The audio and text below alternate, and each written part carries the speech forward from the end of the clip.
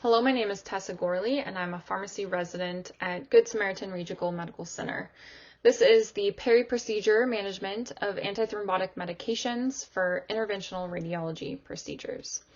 It was discovered that there was no standard process for identifying and managing patients on antithrombotic medications in the peri-procedure setting at Samaritan Health Services and Interventional Radiology, and additionally, processes varied amongst the 5 Samaritan Health Services hospital sites.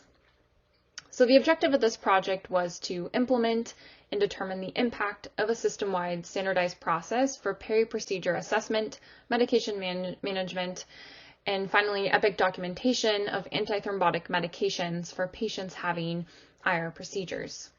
In July of 2021, ambulatory care pharmacists started the new process to instruct patients who were scheduled for interventional radiology procedures at Good Samaritan Regional Medical Center on antithrombotic medication management.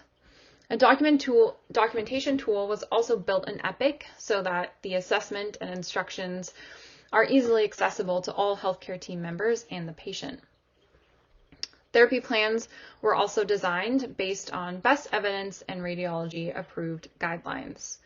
Data was collected on representative sample of patients during 4 periods, first at baseline, pre-intervention, and then during 3 subsequent phases post-intervention.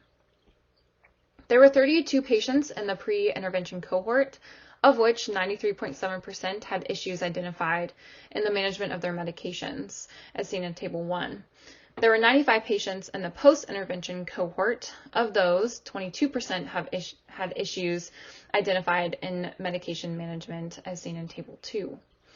The most common reasons patients were not managed appropriately in the pre-intervention cohort was either because the perioperative plan was not documented in EPIC, or the perioperative plan did not follow radiology protocol guidelines.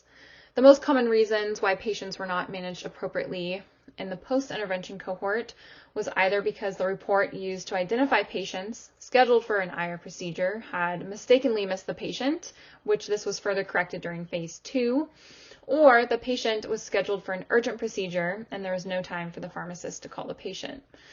I also wanted to point out that there was a statistically significant increase in the percent of patients with proper documentation and a proper peri-procedure plan in the post-intervention cohort compared to the pre-intervention cohort.